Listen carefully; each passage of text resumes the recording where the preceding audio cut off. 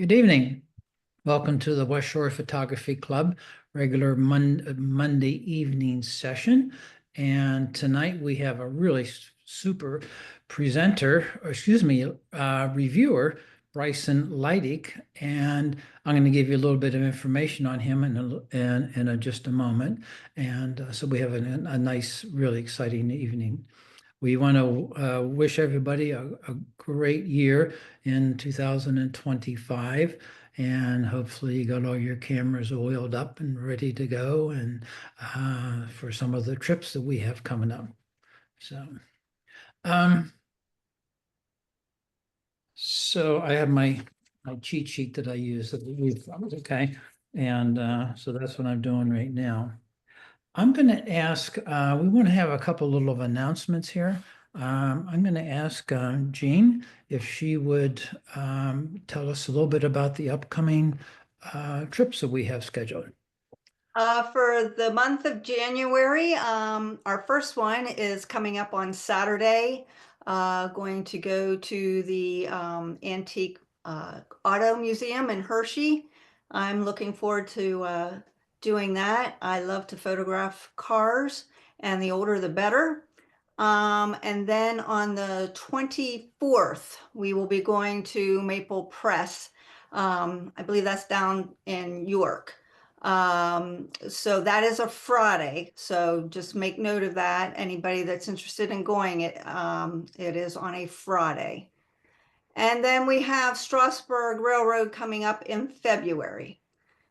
Tomorrow we have a trips committee meeting, and we'll be talking about adding other trips throughout the year. And I'm looking forward to working with everyone tomorrow night. Okay, great. And then we have one other trip that's coming up, and you're going to get a notice of this tomorrow in a follow-up email. And on that one, you're going to see it's Middle Creek, and we have a number of different dates in there because it's really dependent upon the volume of geese before we take a hike down there. So we monitor that pretty closely because it's a long ride, but sometimes it can be spectacular. So you'll see that, and you're going to get that information for tomorrow. So, and Jean is the chairman of our trips committee, chairperson, excuse me, of our trips committee, and she's always looking for ideas. So if you have any ideas for places that would be really cool for us to go to, just send an email to us from the emails that you get from the West Shore Photography Club. If you respond to that, that'll come to Dennis and I, and then we can forward them on to Jean for any ideas that you may have. Tonight we have an image review, and we at the West Shore Photography Club have two reviewers, excellent reviewers, Mike Donovan and Bryson Leidich. And tonight, Bryson, who is a professional photographer and has been photographing throughout his life with clients such as Eastman Kodak, Fujifilm, and he has a very large portfolio of images on his website from some of the local companies that he's photographed for. A lot of his work has been in architectural, and he's absolutely outstanding photographer. So he has agreed tonight to take the 12 images that the members have submitted, and he's going to review them one by one tonight and give us his input and thoughts and suggestions. So this is an instructional session we're going to have tonight. So, also I wanted to mention that Bryson does a lot of training, basically for like Photoshop. If you really want to know all the nooks and crannies and ins and outs of Photoshop, he's the guy for that. He also does Lightroom training. He does work on getting your images ready for printing. And I believe you also offer printing services, don't you, Bryson? Yes, I do. Okay. Okay, That's good. that big honking thing over there in the corner. Okay, great. Okay, well, Bryson, that's it. We can ask you if you could share your screen, and then we I can. will do that. Sharing is not turned on. What? Oh, no, no, no, no, that's me because I didn't do that. Okay. participants, Joe Farrell. Why didn't I do that? Okay, Bryson Leidich, where are you on here? Okay. Oh, right there. Bryson Moore. Make a co-host. Okay, make a co-host. So now you should be able to share your screen. All righty, there we go. Yes. Outstanding. Just a real quick clarification. I did not work for Fuji and Kodak. I got awards from Fuji and Kodak as part of my participation in the PPFA, which is the Professional Photographers of America. Over the years, I had submitted images for regional, statewide, and national competitions, and I won awards from Kodak and Fuji as a part of that endeavor. I also Okay. earned the Master of Photography degree from PPFA and did speak to both some state and national groups, including national hello, the nationwide uh, get together at in Las Vegas back in this goes back to before the Boer War. Anyway, clarification done. Yes, I worked primarily on architectural photography and small products. The diversity is remarkable. So things as big as your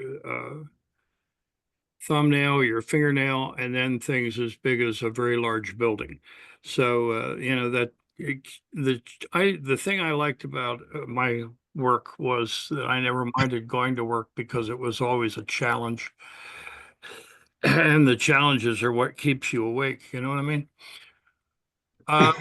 So we have 12 images tonight, and I want to start off by saying that they're pretty impressive. A good, very good group of images, and a number of which are very well done. Uh, so I will give some critiques, some suggestions, and in some cases, and particularly in the case of this image, it's really, really getting down to nitpicking because this is pro quality imagery right here. This is extremely well done.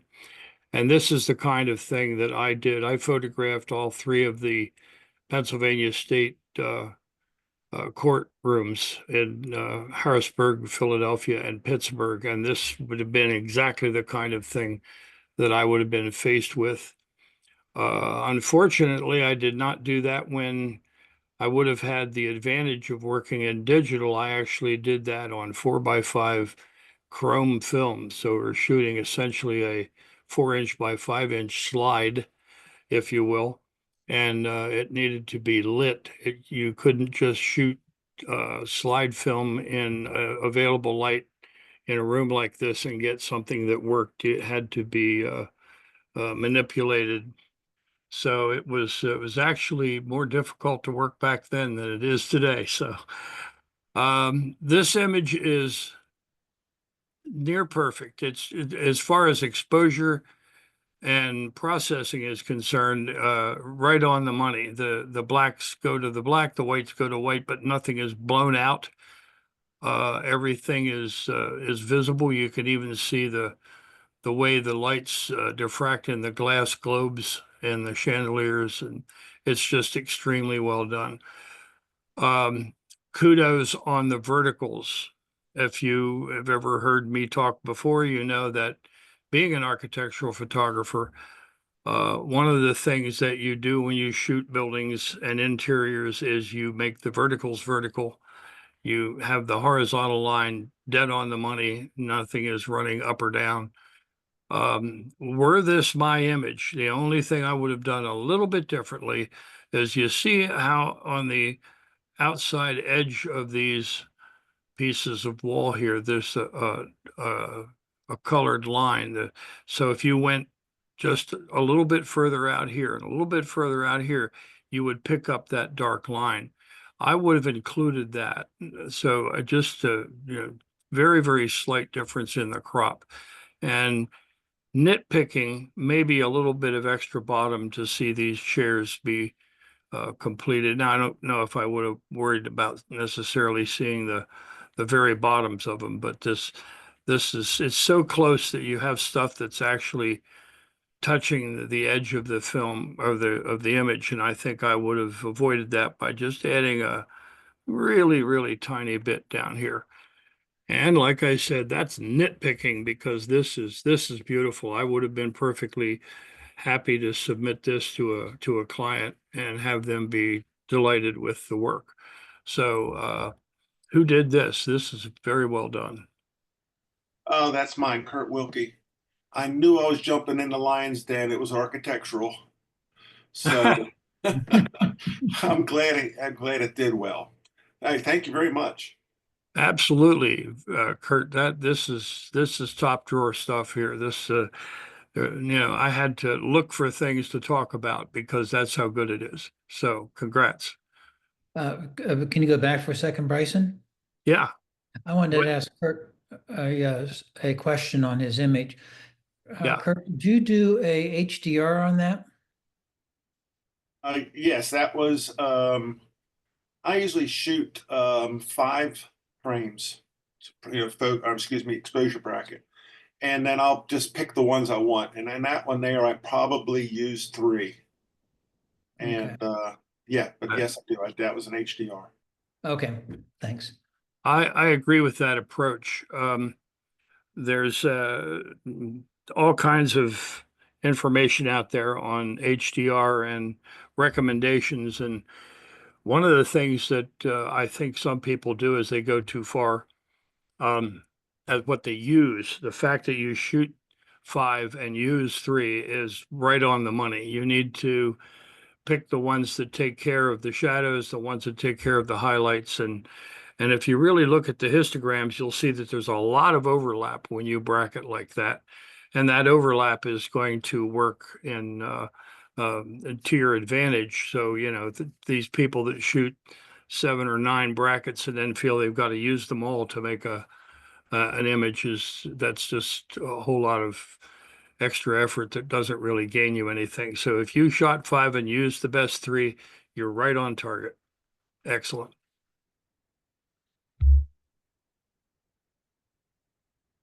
I don't even know how to pronounce, I think, Grebe. I'll assume that's correct.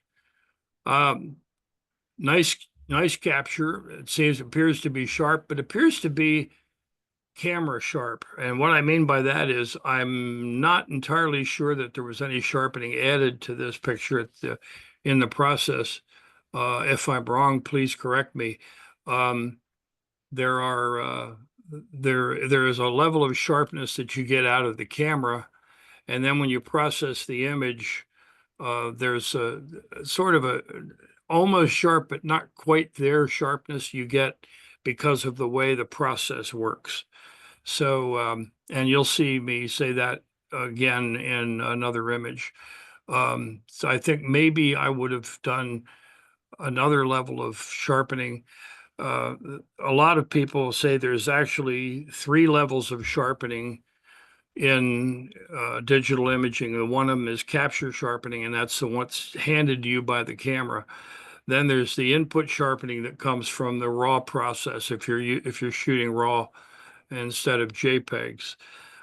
There's some sharpening that the raw processor or Lightroom, those the same thing, allow you to introduce onto the image, and you can do that. Everything should be done subtly. You don't want to overdo sharpening. That can create real problems. And then there's a thing called output sharpening, and that is where you sharpen the image based on the final size and the way it's going to be used. You would sharpen very slightly differently for something that's going to be seen on screen and differently for something that would be maybe a larger file that's going to go and be printed. So in fact, a lot of the sharpening done in printing can actually be done in the printing process and not necessarily be done in either Lightroom or Photoshop. So, excuse me, but it's well done. I think if I want to look for things to comment on, I think I would maybe darken down the top just a little bit. I'm very big on making sure that the eye goes to where I want it to go. And you could crop in a little bit on this and get away with it. Wouldn't make a lot of problems with that. But I think I would have just put a very slight vignette, drug it down from the top, maybe a little in this bottom corner here too, just to hold the eye, pull the eye into that bird. Very, very nice. Who did this? Hi, this is Cami Freed, and yeah, it's a horn grebe. And I did denoise, and I usually use topaz, but I really don't like when it sharpens birds, the feather details look really weird, I think, even when you way down. So I always struggle on if I want to use the sharpening or not. The eye would be nice, but then the feathers kind of just look too much almost. So, but thank you. I understand, and you can do that stuff. Well, if you're in Lightroom, there are ways. I don't work in Lightroom as much as I work in Photoshop. In Photoshop, I would have done this on a layer, and then you can use the masking on a layer to sharpen the area that you want and avoid the sharpening in areas that you think is overdone by topaz, for example.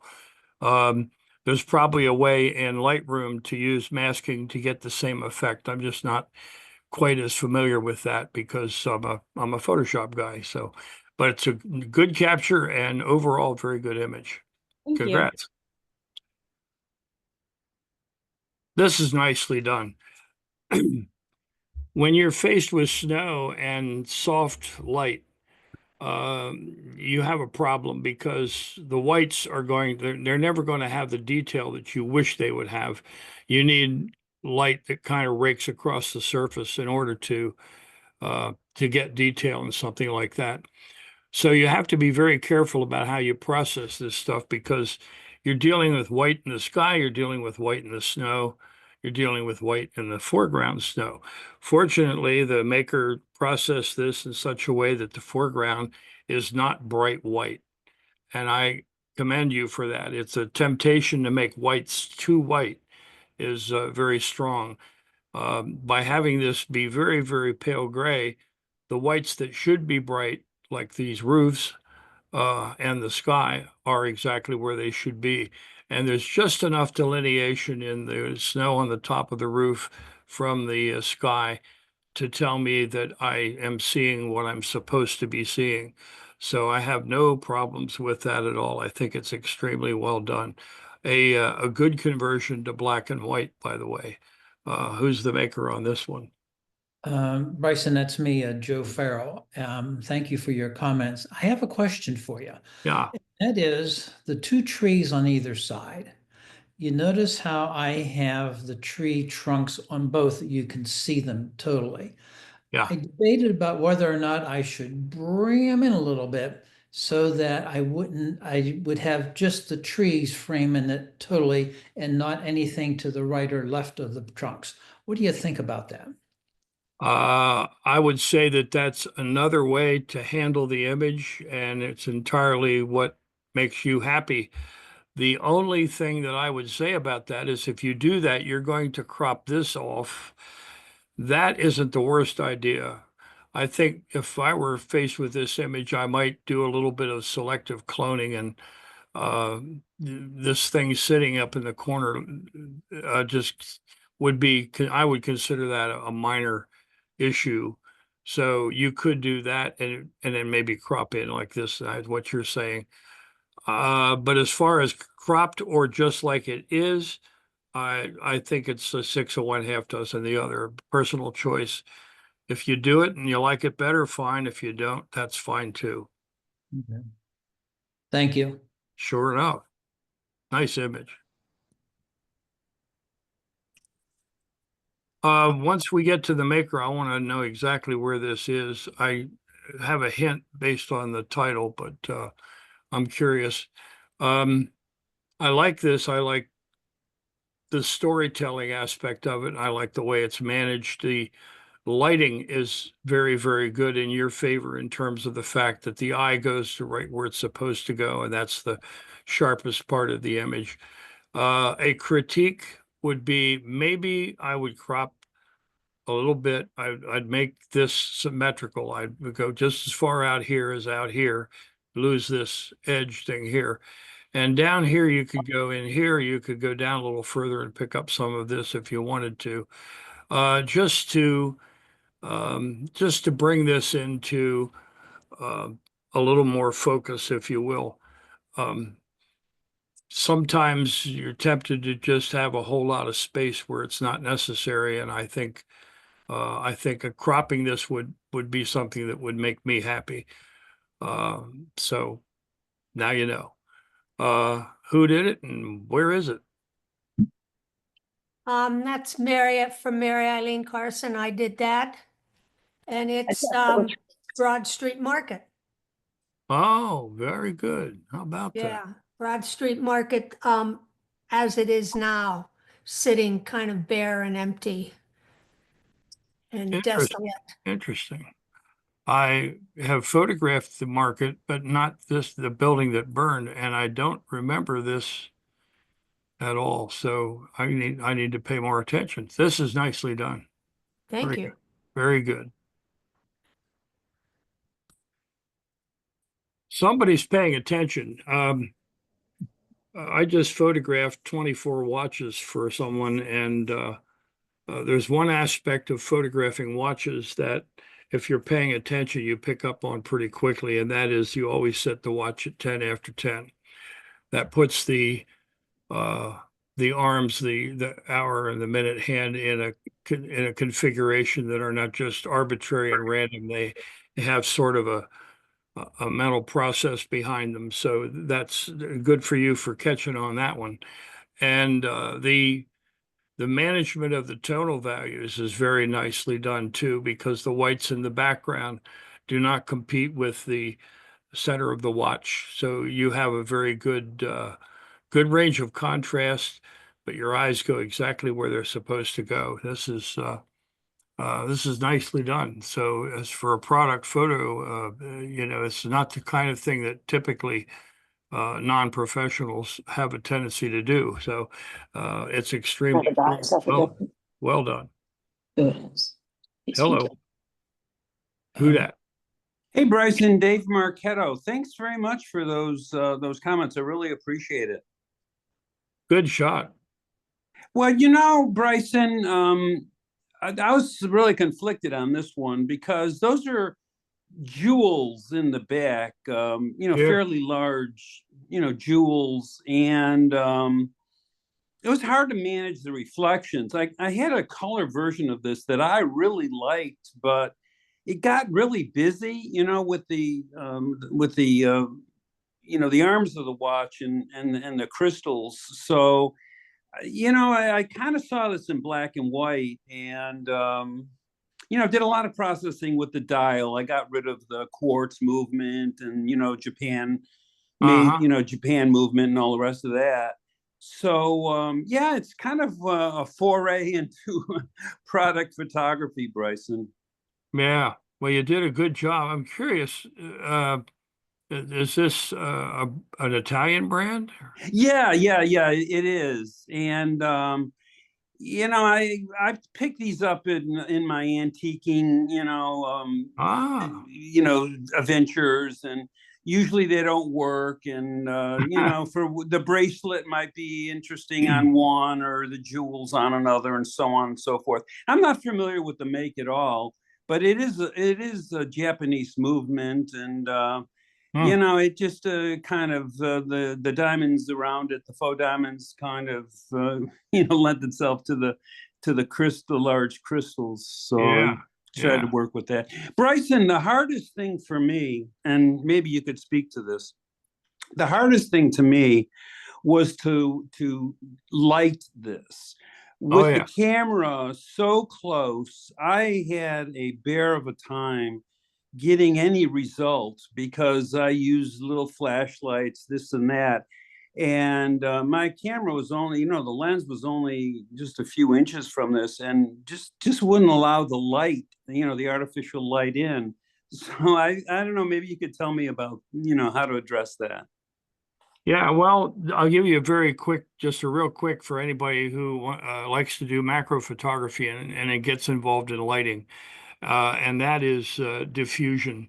If you build a tent, essentially, when I do it, I put a light on the right, a light on the left, and I hang white diffusion material. It can just simply be actually white paper on either side, so that the light that's coming in is one, soft, so it doesn't create speculars, and two, because it's so huge relative to the product itself, it makes it very easy to light. When you're working with small, hard, hot spots of light, that can be a real pain in the neck. So the softer you can have that light, the better off you are. It appears that you did something right, because this is nicely done.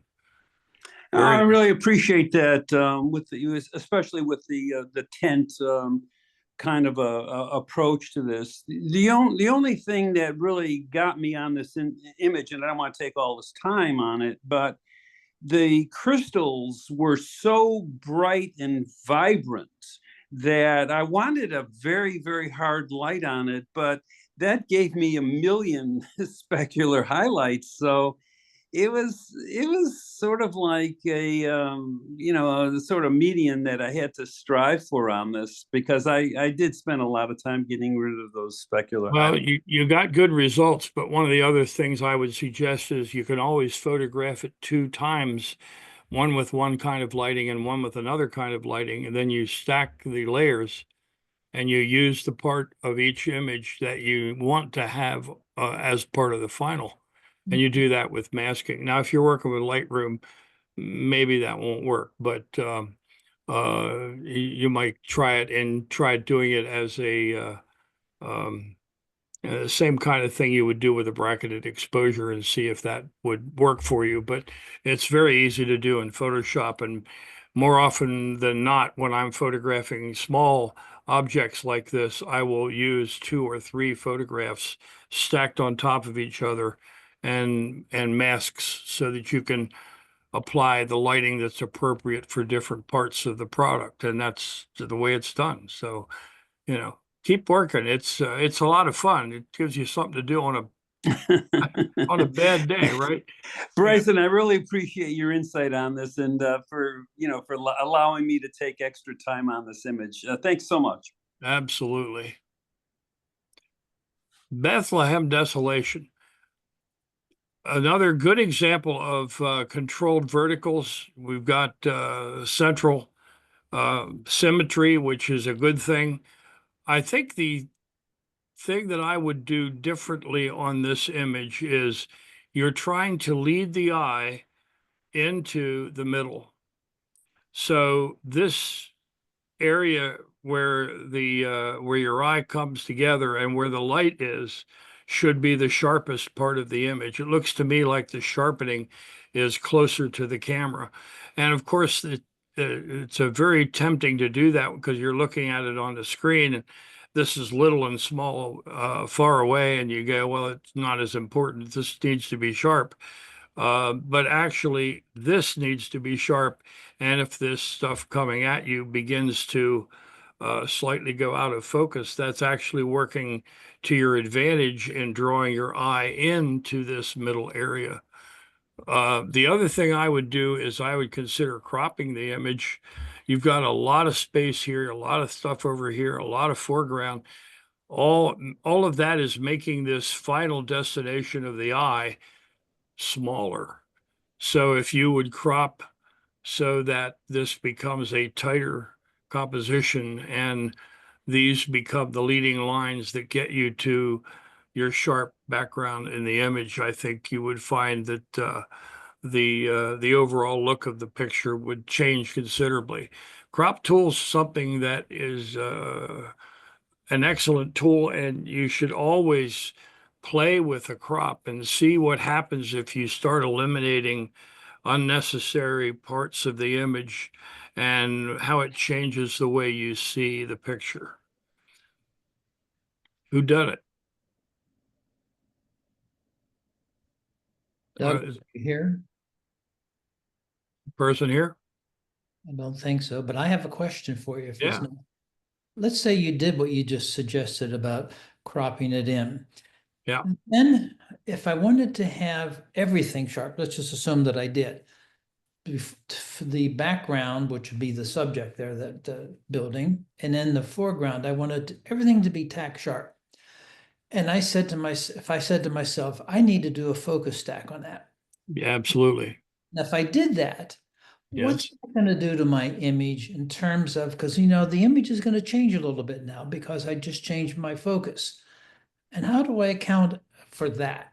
The size. I mean, do you know what I'm asking? Yeah, when you change focus, the image that's on the card actually is not exactly the same as the previous image. That's what you're saying, Right. right? Yes. When you stack those things together for focus stacking, you can uh, there's in the edit menu, I think it is align layers. You select all the layers and you align Mhm. them, and Photoshop will correct that differential Okay. and do a remarkably good job of it, almost to the point of being scary. So yes, that's the way that focus stacking works. Before you had automation, before you had Photoshop and its ability to do that correction work for you, focus stacking was a good idea, but it was also a pain in the neck just because of exactly what you said. Maneuvering um, the sizes of the images to make them work together was really difficult, if not just totally frustrating. But Photoshop will do the work for you. There's actually a menu Yeah. item there for matching them, and you click on that, and things move around in a rather strange way, but you end up with a sharp image. So you should not have a problem with focus stacking in that regard. Okay. Thank you. Absolutely. This is nice. This is nicely done. um, the the light that's created on the subject here is just absolutely beautiful. This is, yeah, it's blown white, but that's perfectly fine under the circumstances because the the real subject matter is just fine. This is not an issue, not a problem. I like the light streaks in the road. That's pretty cool. If I wanted to just nitpick a little bit, I might take a little off the bottom of the crop here, make this a little more horizontal. But here you see with the light coming across the snow, you see how you get the ridges and you get the extra detail in the snow. That's just as good as it gets. That makes this image really interesting. If you want to just experiment a little bit, put your hand over this area and make it disappear and see how important this item, this stone is in the foreground to the composition of the image. It's really important to balancing things out compared to what's happening up here in the upper right. So this is an essential part of that composition. When you are in this situation and you are looking through the camera, one of the things you want to do is you want to move around a little bit. You want to go up and down and left and right and see what happens when the interaction of one stone versus another stone. You see how these are really tight together, and this stone versus the church. Now you notice if you move, the stuff in the foreground will move a lot faster than the things in the background. So that's all stuff you have to take into consideration. But one of my clients used to say that she liked to watch me dance behind the camera to find out where it needed to be. And so that's what you do. You have to look, and the first inclination is you go, oh, wow. And then the second thing you got to do is, okay, take the picture. So you're covered. Now start to move the camera up and down, left and right, maybe an inch or two, maybe a foot or two, maybe a yard or two, but see what kind of a difference it makes by moving the foreground objects relative to the background and how it affects the composition. This is very well done, and this balances the church very, very nicely. Who done it? I did it, Bryson, George Kurzik here. Thank you for the remarks. Absolutely, George. Good, very good picture. And I do, and you're right. Every picture like this, when I set up my tripod, and I do a lot of right and left, front and back, and here I'm especially careful because I wanted the snow to be virgin in front of me. Yeah. And so I was going side to side, and I've shot this church a number of times at sunsets in the spring, and I do love to get the light trails in there. I think it just adds to the overall effect of the image. And, Yes, absolutely. and it was just a good night, and it was right after a fresh snowstorm. There you go. Yeah, I was photographing a building down in Maryland once. I had an assistant with me, and back in the film days, we used to take a Polaroid test shot. So you would shoot Polaroid. This was on not a 35 millimeter style camera, so 4x5 camera. But you shoot a Polaroid and you could look at it and check your composition and make sure everything was the way you wanted it. And I had my assistant, I said, do me a favor, get in my van and drive slowly through the picture. And when I did, the taillights of the van put a nice set of red streaks down in the foreground of the picture. And it just put the cream on the on the coffee, so to speak, just to add that little sparkle that looks nice in the picture. So you did good. Very nice.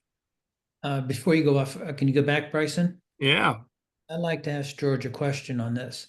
When I Yep. first saw the image, I said to myself, did he use a little bit of Orton or softening? And then I looked at it closer. I got my nose into the screen here, and I don't see that happen, but it has that sense to it. It does. It has a glow, Yes. and I have no idea if But- that is just simply the way the camera caught it, or I think sometimes you can sharpen something and ruin it, if you know what I mean. This And- is it's either a 7 or a 9 exposure HDR, probably 9 because to avoid the blowout of the sunset. Uh-huh. And I don't know if that contributes to the overall softness. It may have something to do with it. I didn't see it as a problem, so I didn't mention it. But I commend you for picking up on that, Joe, and especially in this particular area here. It just appears to have a very soft glow to it, and I actually enjoy that in a lot of photos. I think that that works extremely well. So. George, do you ever do that? Do you ever add a little bit of softening at parts of your images? Yes, and um,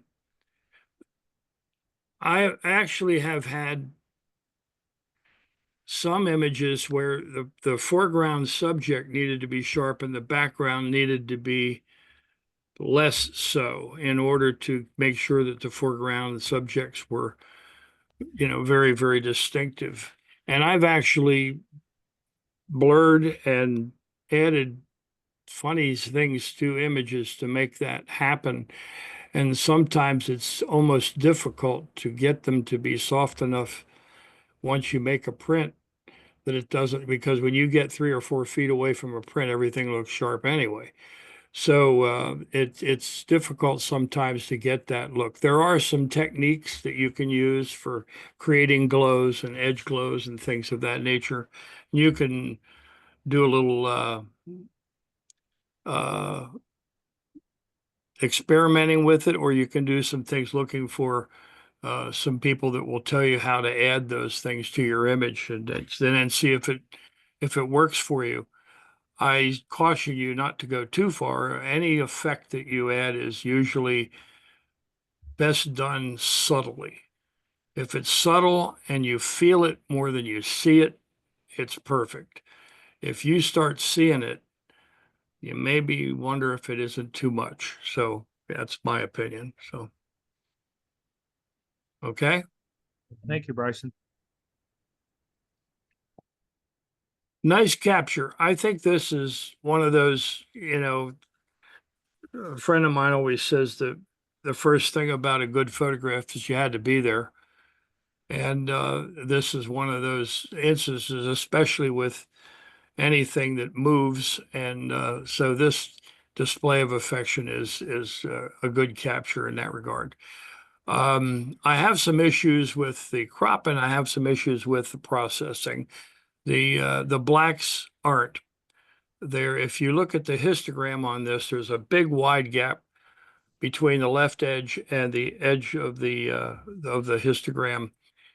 These blacks are not as dark as they should be. So that's a dead easy thing to fix. You just, drag the blacks down. If you're in Photoshop, that can be done with levels or curves. And it's very easy in the processing with Lightroom to just take the blacks and make sure that they go down to the point where if you hold down the Option or the Alt key on your keyboard, drag the blacks a little bit to the left until you see things start to light up on the screen, then you've hit the edge of the black. So that's an easy fix.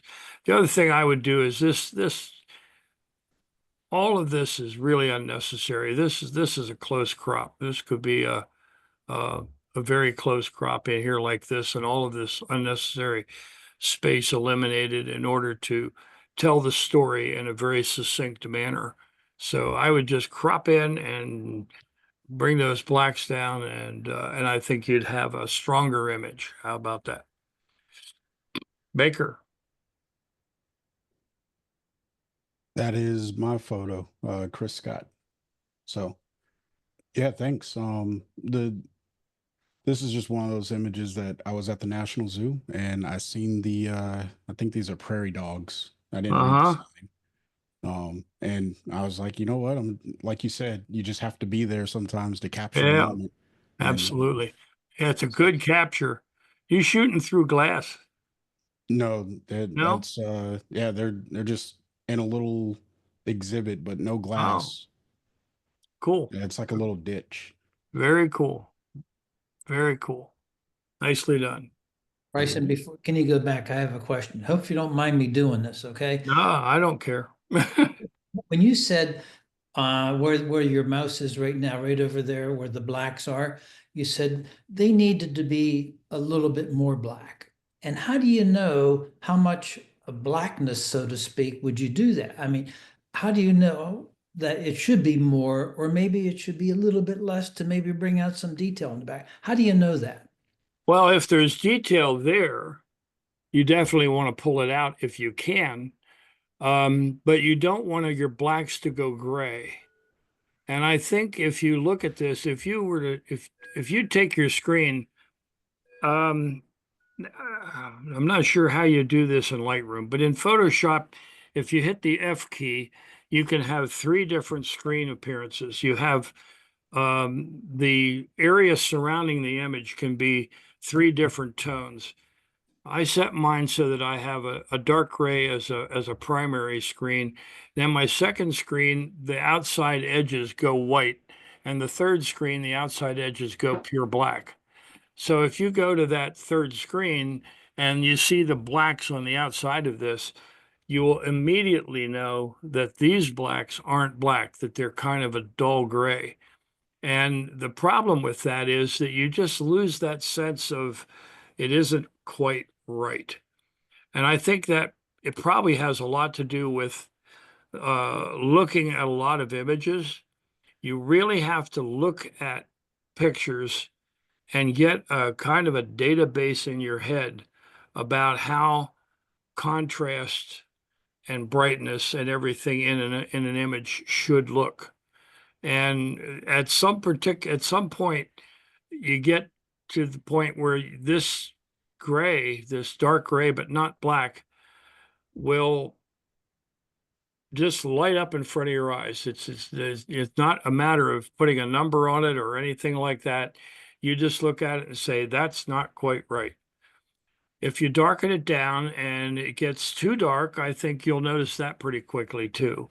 But it's a matter of sort of educating your brain as to what an image is supposed to look like. It takes time. Thank you. Yeah, and I could add to that. I did intentionally lighten the blacks using the curves tool. And all I did was pull up the black point. So you're right, it is gray. And then I just added in a little bit of contrast overall. And the goal here was to make the matte look on the photo. Yeah. I didn't want the natural colors that were in there. And for this particular exhibit, what's in the background wasn't very interesting. Oh yeah, I got And you. I did experiment with a tighter crop on this one, but uh, I was trying not to crop in too tight on the overall image. So that's the reason why I settled on this and said, yeah, Not a problem. I think the thing you have to consider when you crop something is what you're getting rid of important or not important. And if you've got, I think you just simply have a lot more unimportant that you can afford to get rid of. I see there's some greens here and there. Did you like darken this area and get rid of information that was in the background? so the light that actually was hitting the prairie dogs, it was only on the prairie dogs, and then the Okay. background was in shadow. I So got you. there was Yeah. already no information, and Right. kind of made them stand out. So Very good. Okay. Well, that explains it. Okay. Very good. Nice job. Melly, you've heard me say before that there are pictures of kids and dogs that are just simply pictures of kids or dogs. They're either good enough or interesting enough to be generic, or they're just a picture of your kid or your dog, for that matter. This is interesting enough to be generic. This would qualify as perfectly fine to show people. You're not just saying, hey, here's my kid. This is a generic, cute little girl. And that's perfectly wonderful. Criticisms I have, I don't mind the crop. I like the fact that she's over here, but she's looking back at you. I don't mind that at all. If you cropped a little off the left edge, it wouldn't hurt it, but I don't really feel that that's necessary. I would eliminate or reduce the brightness of the tree trunk. It really doesn't need to be here. It's just an interference as far as I'm concerned. The overall brightness of the image is a little bright for me. And if you look at the numbers on the cheek or the highlights of her cheek, you're getting really, really close to being too bright. The red channel's getting close to 255, and you don't want that to happen. You don't want that to be too bright. So I would darken that down just a little bit. But I think the overall brightness of the image could probably come down just a bit too. You might want to consider a vignette, subtle. You want to feel it more than see it.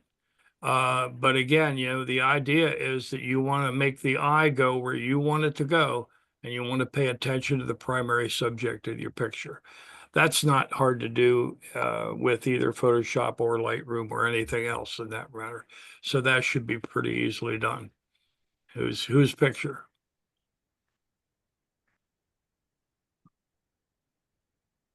Jim, are you there?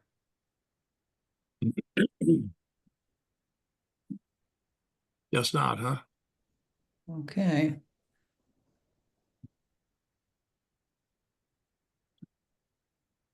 I don't know what it is. I'm not going to try to pronounce it. Hellebore. This is nicely done. And the real ticket on this is the background. I mean, if this black went all the way up to the edge and this disappeared in here, it wouldn't be anywhere near as good as it is. This slight tonality surrounding the edges gives it a depth that is absolutely wonderful. I like this picture quite a lot. This you print it and hang it on your wall, man. This is good. I would possibly, if I were looking for a way to nitpick, I would possibly do a little extra sharpening and apply it to this area right here, very subtly. But that's just looking for something to do, because this is just simply very nicely done, very nicely composed. It sits well within the frame. I have nothing but praise. Whose picture? Thank you, Bryson. This is Elaine Shook. I'm not surprised. It's pronounced hellebore, and it's a very early spring bloomer, so I chose to bring it inside and stage it in my studio, aka kitchen table. The challenge with this was really the positioning of the camera as it related to the flower, but also and more challenging was the angle of the light. This is a combination of natural light, natural side light, as well as a natural or a side lit LED light. And the challenge was angling that light so that I could get the right angle of the reflection in it Yeah. without disturbing the shadows that were created by the side lighting. So it actually took me a good half an hour just to get everything positioned right.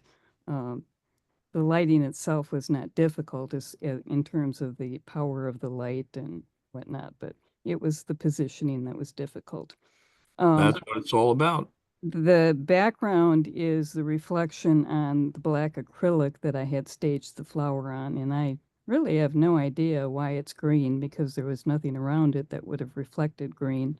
And the light from the outside window should not have any green in it, because it was too early for anything to be green out there. So I'm a little puzzled as to why it's green, but I like the way it turned out. And thank you for your comments. Absolutely. Wonderful. Wonderful. Yeah, playing with light, that's the game that we play. If you're gonna just shoot by ambient light or whatever you can find, that's wonderful. That's what a lot of people do. When you start to actually light your subjects, you learn a whole different way of seeing things. And I think you can tell that by this and the other image tonight that had this conversation about lighting. It's what is done to make things look as good as they can be. Nice job. Elaine, Richie. Bryson, can I ask Elaine a question on the previous Yeah. one? Elaine, did you do a focus stack on this? No, No? Okay. no, it's I did try focus stacking it, but I liked the single image best. Okay. Now I will say that this was taken with my micro four thirds camera, so the depth of field wasn't really an issue. Yeah. Because I think I took it at maybe 5.6, which is a full frame equivalent of f11. And I was using a macro lens, but I was shooting from a fair distance away from it. So the depth of field was really quite good without focus stacking. Yes, very good. That's one of the things that a lot of people do not do that you should do. There are places where you can go and you can actually investigate at what distance you are, at what f-stop, what's going to be in focus in the foreground versus the background. And these are things that you should know or should have some familiarity with, because they can help you make decisions on that sort of thing. And you're right, 4/3 cameras have an inherently greater depth of field at wider apertures, if you will.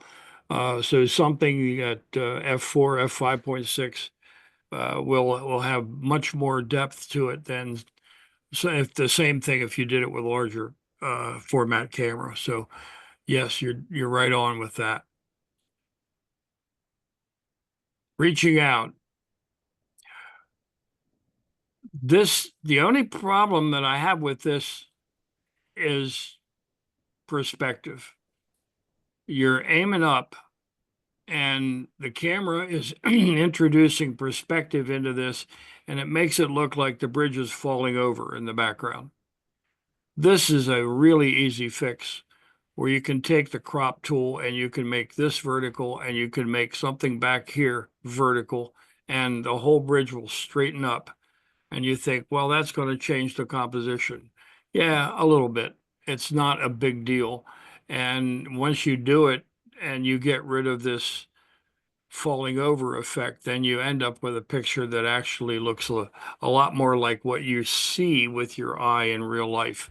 And I would do that. I think that's important. That's something that I do. I try to level my camera when I shoot, if possible, but if I have to introduce perspective by tilting the camera up or tilting the camera down, then I usually try to rectify that, fix that in the raw process by pulling the verticals back to vertical and making things look realistic.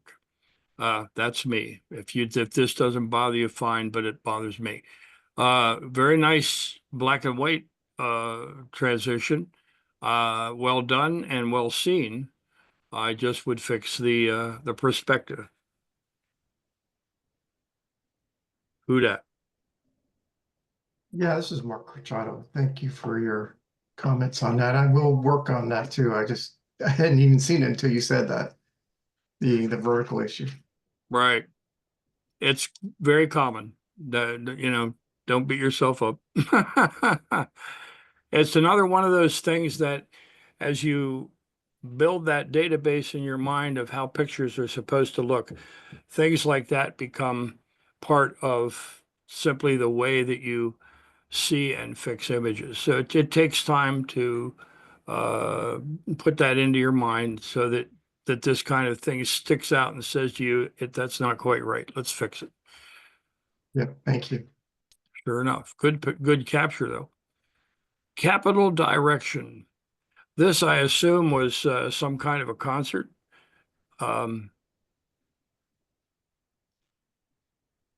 Good capture from the standpoint of the director's position of the hands. This could have been way different and way not so good if the director's hands had not been in this. This looks the way it's supposed to look, if you will. All right. Good choice of camera position from the standpoint of the separation here between the foreground elements and the director, and just enough clean behind her face that she's not running into something that would be an objection or an interference. So this is well captured. It's well processed. The tones look real. The lighting looks real. I think this is nicely done.